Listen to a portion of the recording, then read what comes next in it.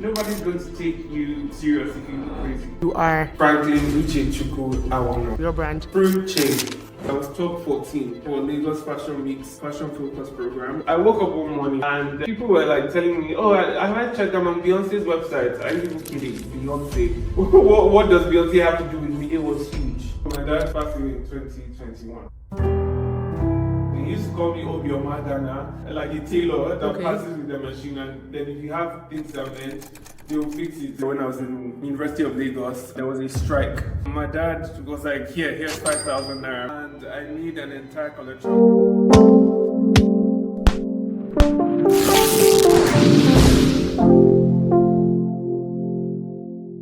Hi, Frank. Hi. First and foremost, pronounce Fruche. It's Fruche. I was close. FR from Frank and Uche from Uche Chuku. Your surname? My Igbo name. Okay, what's your surname? Aghuno. Frank Aghuno. Yes. Frank Uche Aghuno. Well, Franklin Uche Chuku Aghuno, if you're using the full government name, but okay, Frank Aghuno. Say the full government name slowly. Oh gosh, okay. Franklin Uche Chuku Aghuno. Nice to meet you, Franklin. Same. Have you watched Franklin Saint? Do you know Franklin Saint, the character from Snow White, the drug crime show? You don't know him? I don't think so. No, and you don't give me the vibes. Anyway, it is really good to meet you. I met you here in Raft, Harvesters 2024. We literally just met like 4 hours ago. Yeah. Our stalls are across each other. I'm supporting Emma Prince, my sister, and you are here for your brand. Yes. Alongside your brother. Yeah, Drakey. Say his name? Drakey. Drakey, who is your twin, isn't it? Yes. And his name is Fred. So Frederick. Frederick. You guys are twins. Any siblings? Yes, my sister and Kim. Okay. She's 4 years younger. Okay. And is she a creative? No, she's not. Okay. Tell us your creative story. Well, I've literally been designing, making things from scratch since I was, let me say 10, 11. Okay. And I've just always liked to experiment and make things out of, random fabric that I find, whether it's my mom's scarves or wrappers or my dad's shirts, suits, pants. I would just upcycle them and literally sew them by hand. Okay. And I got into uni, and then in like second year when I was in University of Lagos, there was a strike. Okay. And so my dad was like, here's 5,000 naira, which is about like maybe 2.5 pounds now. Okay. And I made an entire collection. My cousin was around. She literally taught me how to use the sewing machine, and I literally sewed the entire collection myself. It wasn't, the best made or the best tailored collection, but I was able to make, I think at the time was 11 pieces. Wow. How old were you then? I believe I was 18, 19. So same year we did a lookbook shoot. My brother hand painted the backdrop for the collection. Okay. And we posted it on the internet, and people were like, we love this, we would love to buy it. And we were like, buy? Because we didn't make it for anyone to purchase. We just wanted to be creative and do something quirky and fun during the strike that would hopefully lead to sales, but that wasn't our primary goal. Okay. So when we saw people's reaction and them wanting to buy into what we were doing, it was very it was a very joyful feeling moment, I would say. Before 18, before your dad gave you that first 5 naira, if you look back on your life, were you in a way involved in fashion or no? Yes, I've always. So part of the story I didn't mention is my mom used to actually design, very small scale, but I would say she was a designer. Okay. Because she definitely used to make things that were quirky and edgy and maybe not so common at the time. Okay. So she definitely used to do fashion. But funny thing is that I wasn't really interested in fashion as she was sewing, or because she used to work from home a lot. Okay. She made her own wedding dress. She beaded people's wedding dresses. She made things from scratch. But I guess I was more interested in looking at her magazines. So I have magazines of and her catalogs, and I think that's where my interest began. For me, flipping through magazines, catalogs, and maybe trying to mimic what I was seeing. I think that's where it picked up. From then on, I applied for Lagos Fashion Week's Fashion Focus program, which was like an incubator program for upcoming designers. And I got picked. I was top 14. Right, and we all got to show at Lagos Fashion Week that year. I remember I was 19, doing exams and also trying to make a new collection to showcase. But it was a fun time. I was one of 2 people that were picked to do a short course at Institute Marangoni, London. Sadly, at the time, I couldn't afford to travel and because of school. But yeah, I mean, it just meant that I was doing the right thing. It felt like this was what I was meant to do. I was studying finance. I finished with the finance. I was just about to ask you. But, finance has never, felt like it was right for me. I went thinking like wanting to do banking and finance and hopefully work in a bank someday. But that never happened. I did my NYSC and I've been doing this ever since. So it kind of took off. Yeah. So funny how a strike led to a beautiful story. I think, correct me if I'm wrong, that happens quite a lot in Nigeria. Yes, it does. Where a strike leads to the birth of something brand new. Yeah. In discussion yesterday with somebody else, we were discussing yes or no, whether or not the concept of everything works together for the good of those who love God. Whether that statement is true for Nigerians living in Nigeria. What are your thoughts? I think if you definitely just have some sort of hope and know that there's a higher power, things will always work together in your favor. Even the things that maybe you're not so aware of, and think that, it's just, this just happened. I feel like God is definitely playing a huge hand in it. If you strongly believe that you're here for something and your mission on earth is to do something greater than you or yourself, I think things will just fall into place. And you will definitely have that drive from the get-go. No one is going to want to push you. You will know it's innate. It's innate. Yeah.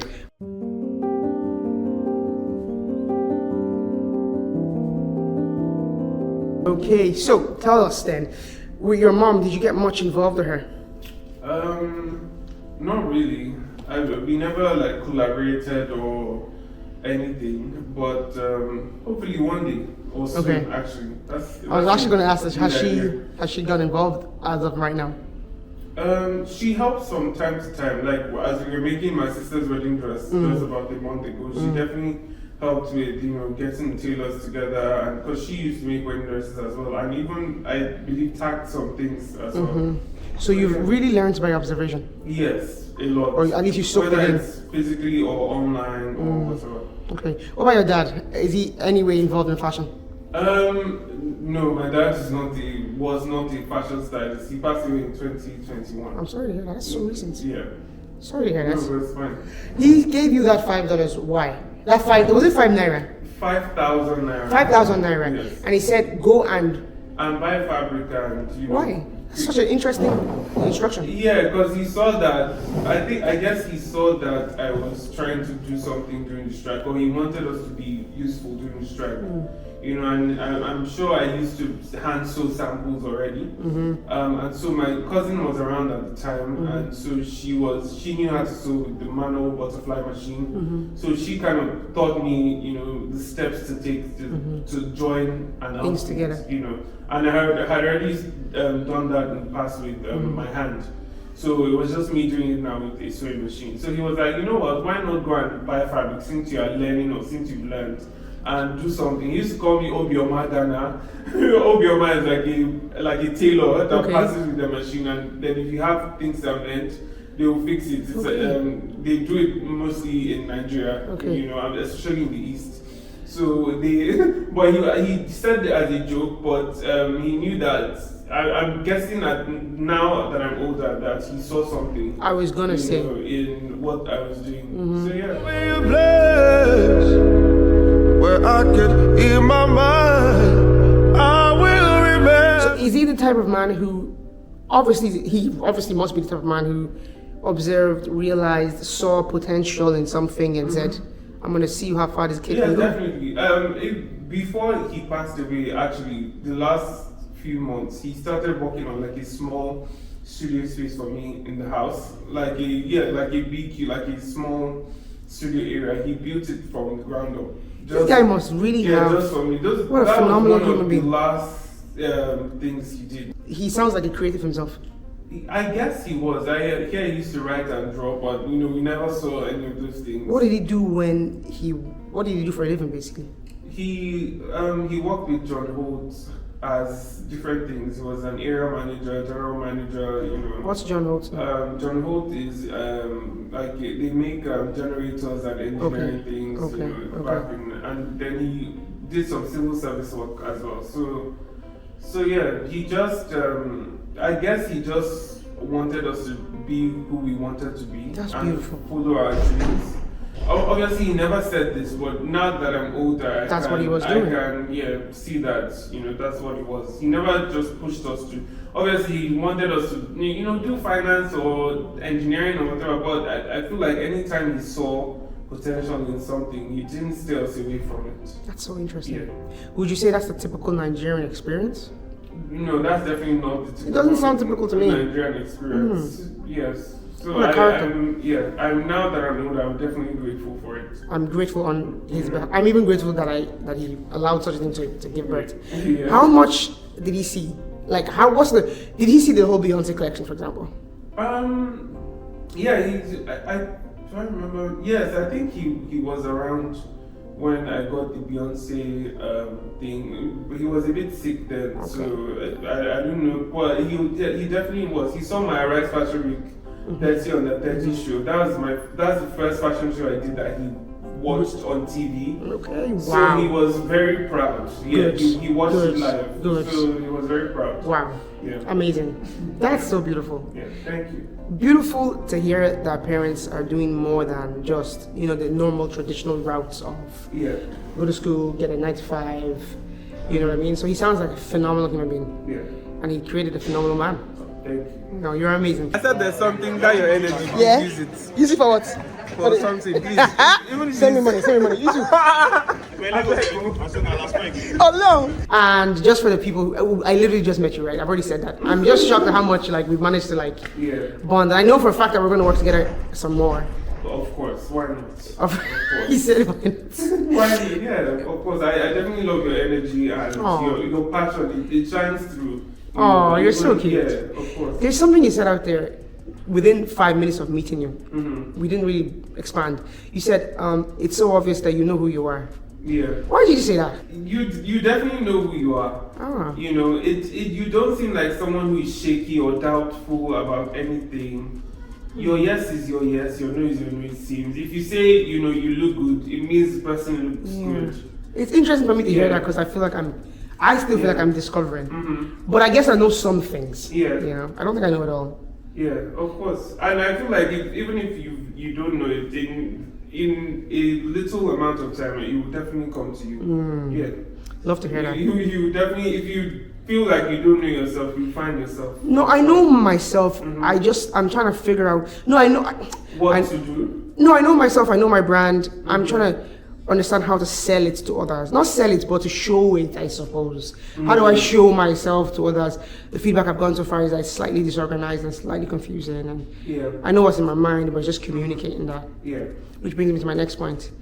We were talking just there and you were like, you looked at my feed and you said I need to post more. Yes. You said something interesting. You said people aren't able to keep on information at the moment. Yeah. And that photos first and then get our attention and then they want to hear what. Can you just expand? Or rephrase anyway. Let's start with rephrase. As a designer, I know that people come to me because, I make things that are daring. People want to be seen, people want to be heard. You have your mouth to be heard. You can talk and people will hear you, right? But at the end of the day, your appearance is what draws people in. Okay. Always, as I found, whether it's the guy that's wearing a plain t-shirt and then has perfect lighting in his videos and whatnot, we don't see what goes on behind. You don't see how long it took him to steam that simple t-shirt he's wearing or the jeans he's wearing. You don't know how long it took him to comb his hair. He might not look made up or whatever it is, but and that's me doing the simplest example here. Right. it Don't make takes this a lot practice, of effort, you know, to look good before you now, you know, pass your message across. Nobody's going to take you serious if you look crazy. And crazy in, sorry to say, in meaning like in a disheveled way, like dirty or not well put together. You can have whatever you like. You can have whatever you like. Well, what about these brands such as Kanye's, Yeezy, that are actually going for a disheveled look? Well, now more than ever, or I don't know when last Yeezy made a collection, you find that people try to branch out. But What do you mean by branch out? Try to branch out and do things that are more diverse. Even myself, like making things that are distressed or have a knot or twist. Yeah. But of course, there needs to be something. It needs to be put together properly. But what do you mean by that though?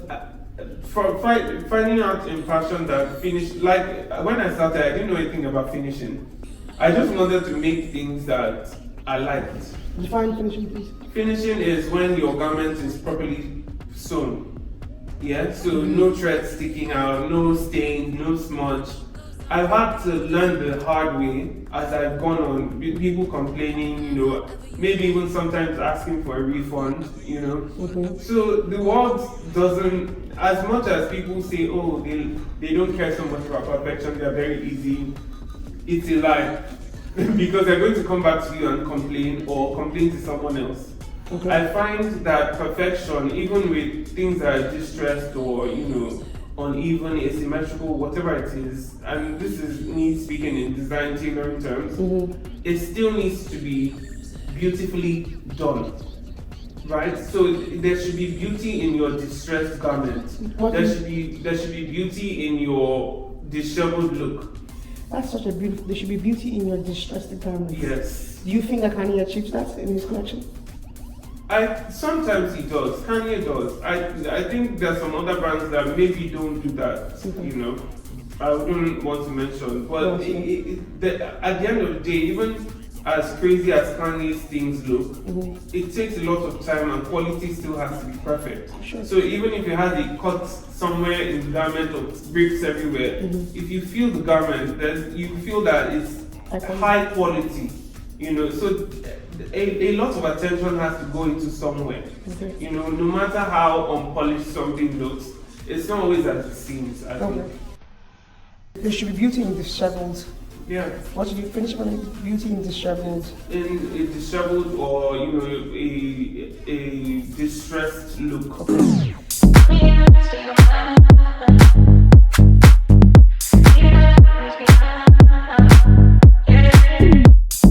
Talk to me about why someone would want to create from the lens of disheveled, from the lens of distraught. Oh, of course. I mean, designers like Alexander McQueen, Lee himself, Vivienne Westwood, they always did things like that. They always did distressed things, asymmetrical things, because I find that I think it also evokes more emotion. Right. Yes, it does, because I went to a fashion museum the other day, and things were beautiful, immaculately made, perfect, but it almost felt like the pieces were lifeless. They didn't say anything, they didn't mean anything. You know, I was just looking at beautifully sewn fabric that didn't evoke any emotion. And is that your goal, to evoke emotion? Of course. Why, of course? Of course, because every collection I do tells a story. I always say that I would not be a designer if I was just making things to make things. It's too tedious. I always say like I'll probably maybe be doing bricklaying or something. At least I'll be fit, you know. But if I'm doing this, if I'm doing fashion, I have to tell a story. I have to tell my story. The story of my culture, the story of my people, the story of my personal life as well.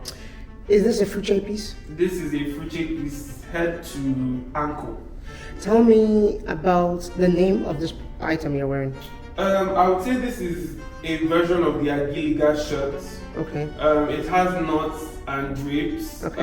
It has the exaggerated sleeves and cuffs, collars. Just because I feel like it adds some flair. The original Agilika shirt dress was in my Ibeji collection. Okay. So Ibeji means twins. Because you're a twin, I'm right? a twin. So that was what inspired that. And I was also inspired by the Daudry sisters. They were creative musicians. Okay. And yeah, the entire collection was just a period of me really trying to find myself and whatnot, experiment with things and not do things that were not necessarily the norm. And at the end of the day, I landed at this. Okay. So if I was just trying to make or sell a simple shirt or a simple, pair of trousers, I would never have, gotten up to this. And funny enough, the Agiliga shirt dress is literally one of our best sellers. Okay. So, Well, what are the emotions you're trying to evoke with this piece? With this piece, I would say wonder. Love it. Because when people see knots on a dress, they're like, what, how, why are there knots on your dress or on your outfit, sorry.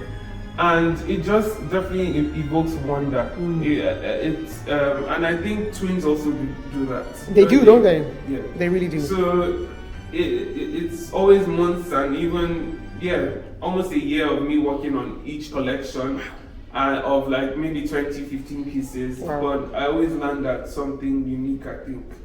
I definitely agree. Yeah. I definitely think so too. Thank you.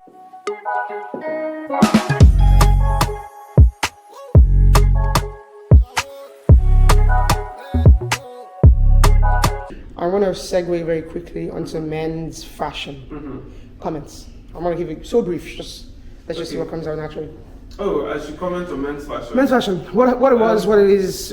In fact, what comes to your mind when I say men's fashion? First and foremost. When you say men's fashion, I feel like with men's fashion, there's more room to experiment. Okay.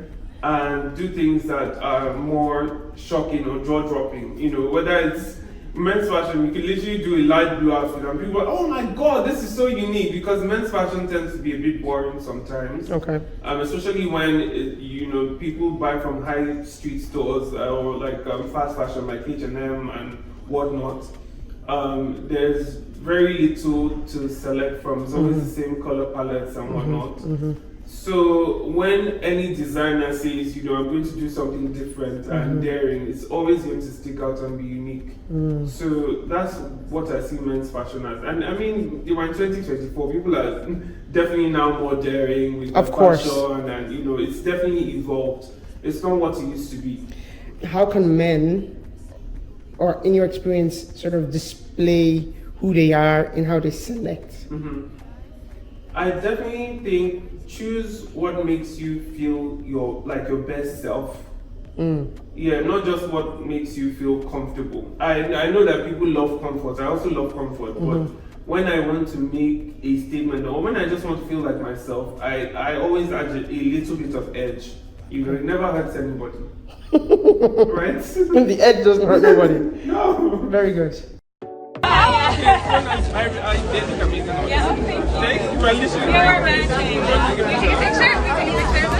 What about people who haven't found themselves? They don't even know who they are, sometimes of how to express that in their dressing. What do you say to them? I definitely think it takes time. Okay. It takes time. You can't just find yourself in 1 day or 2 days or 2 weeks. It's your life's journey. We don't know when it's going to end. Right. So, like for me, I've always been so shy. Okay. But when I put on an outfit, it just draws people in, and they think, I'm this crazy person, but not really. So I'm always able to express my true character or self with the clothes that I wear. Unless, yeah. And you were saying that? Yes, because if I was wearing normal, like a simple black outfit or white and blue jeans or something, and it was simple, I find that people aren't really drawn to me, and I'm just always in my corner, and I don't really get to experience the world. Wow. Yeah. So how I dress definitely informs, how my day is going to go, how the world is going to receive me as well. Whether people don't want to talk to you or feel like, oh, you're doing too much. I mean, that's on them. The right people are going to come to you. The people, you will definitely find your clan. Yes. Yeah. What about people who are struggling to put that out there, who are actually afraid of the attention, but would like to be more expressive? Well, it's the attention that comes with it that's limiting them. Would like to be more expressive, but attention is limiting them. As in, they would like to wear a bold statement, but they don't like the fact that you like the fact that it makes your life more colorful and it opens up conversation for you. Yeah. What if somebody who wants to be out there in their dress sense, but don't want the conversation that comes with that? I would say maybe you can pick and choose. It doesn't always have to be, at 100.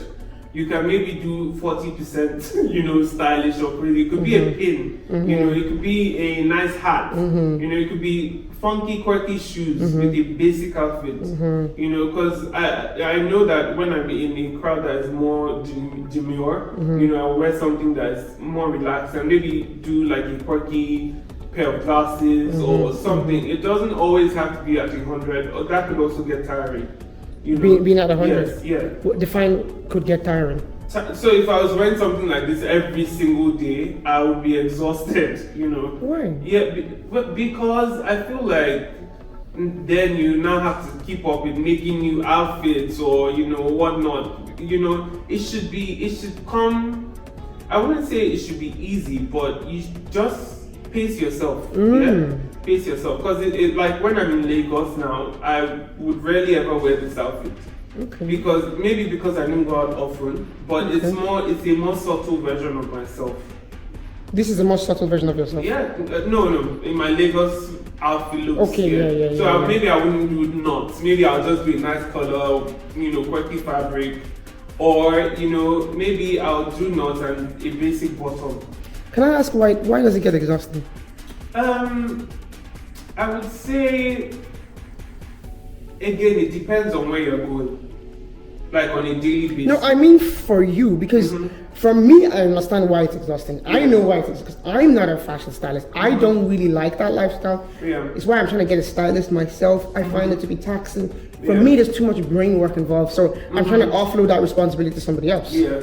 But for somebody who actually lives and breathes this, it's interesting to hear that he would also find it exhausting. Waited enough, now it's time to show a new. Because fashion, for one, is not as glamorous as it looks. I'm on a daily basis, I'm in maybe my version of sweats, like cut off denim jeans and like cut off t-shirt, no sleeves in a hot workroom, trying to communicate with tailors that aren't really listening to what I have to say. And that's my daily life. Right. So when I'm trying to be Fruche, I put on an outfit that's colorful, Right. So fashion, I definitely feel like people don't really know what goes on behind the scenes, because fashion is that way, We don't really show much. Even when it's now, a video of the process of making something, that's not really what goes on. There are people yelling in the background, there are people getting, pierced with pins and whatnot. There's so much going wrong, there's so many. There's so much going on. There's so many different versions of a sample that are being made, Right. and being scrapped. Right. That we don't even see. So I feel like my work actually makes it less fun to be Fruche. If I was just in some corner of the world, giving orders on the phone, saying, oh, I want pink, I want this, and just, maybe I would love fashion more. But, or I would love to dress up as often. But the reality of my work is I have to be deep into the process and be very hands-on and even cut things by myself, alter things by myself, improve things and whatnot. And then, make a lot of decisions. Do you know what that it sounds are not like so to me? Glamorous. Yeah. It sounds like this is the business of creativity. Exactly. So fashion is nice and creative and whatnot, and it's fun, but it's also a real business. You can't escape. It's a real job. business. Yeah, it is. Is it true that you can never really escape the work of work? A lot of creatives are avoiding the 9-to-5 grind. In fact, a lot of people, myself included, are actually trying to we're trying to escape the grind, full stop. I actually am in that category. Yeah. But even when we get to a point where we have, let me use the phrase, have blown, is there still work involved? Definitely, there's always work. I don't think work ever stops, except if you're definitely able to segue and get partners and whatnot. But you still have to improve things. You still have to get up and do what it is. I think people are now being smarter and using factories and whatnot, but again, that's gearing away from slow fashion. Okay. You know, how slow is fashion when you're actually working with factories? Not really. But, you know, a lot of us would like to say we're ethical, sustainable and whatnot, when not really, you know. So what I do is slow fashion. You know, I'm very hands-on. I create my designs. Every knot on every outfit is tied personally by me, not by anyone else. So everything is made with love. Right, You love know? that. Yeah, it might not be the most profitable always, but hopefully I get to a point where we're able to simplify things and whatnot. But let me leave my mark on the world and know that I made these clothes that I'm designing. You know, I'm a true fashion designer.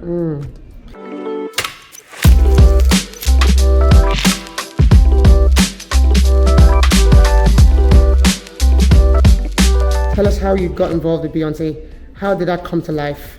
What's the backstory? In 2020, I believe, Beyonce's team, I woke up one morning actually, and people were tagging me and whatnot. I was trying to watch the Beyonce in South Africa concert. I can't remember what it was for, but I think it was for a charity cause or something. And I couldn't, my DSTV wasn't, you know, working. I think network issues. And I was so upset that day. I tweeted about it.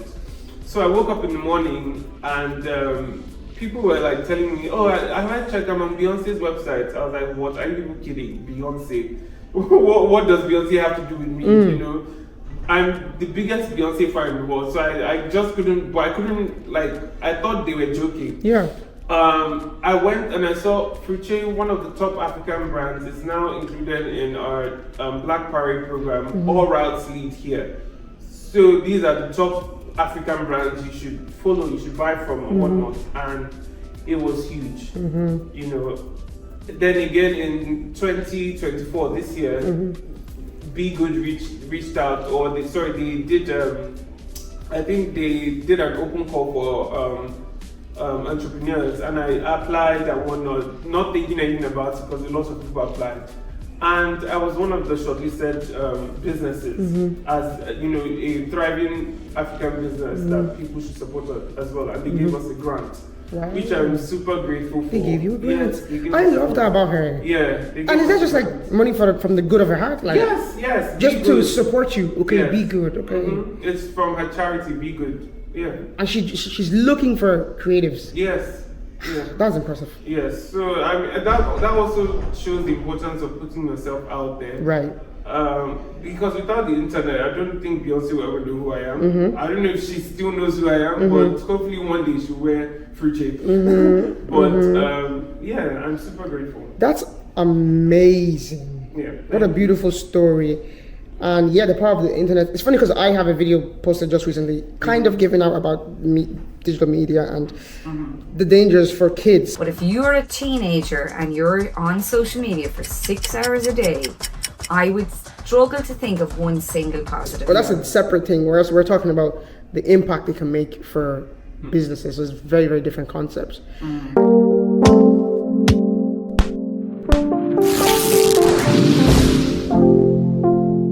At the start of a video, I'm supposed to say, I know about a little while now, I've just been saying it randomly, but my tagline for my YouTube is, welcome to the channel strip, where we channel our energy into learning new things and strip away negative misconceptions. So, channel our energy into learning new things and strip away negative misconceptions. 2 questions in one. What are you learning at the moment? These are our last 2 questions. And 2, what are you trying to strip away, as in a mindset that you had, but you no longer want to have? What am I learning at the moment? I feel like I'm learning a lot of things at the moment. Okay. I feel like I'm learning how to be a better business person as the day goes by. And I'm learning what works for me and what doesn't. Okay. I'm learning Fruche. Okay. Yes, and I'm learning myself. Okay. I should be learning more things pertaining to my business and work that would actually help me. But soon enough, I'll expose what those things are. Sounds good. Yeah. What are you stripping away? I'm stripping away negative thoughts. Okay. I'm stripping away the need to be the loudest in the room. Okay. And that means in my design, Okay. not in my persona. Okay. Because there's nothing wrong with being loud. You know, my siblings or my family members will always say, I'm too loud, I make noise, you know, keep quiet. And then because of that, I get outside and I'm so quiet. So I'm learning to be myself and do whatever the hell I want. If I want to shout in public, I'll shout. You know, I feel like that also helps people to be shameless. And being shameless gets you farther in life. Wow. That's why my next selection is titled Shameless. And I can't wait to buy a piece. Thank you. Okay, that wraps it up. God bless. Thank you so much.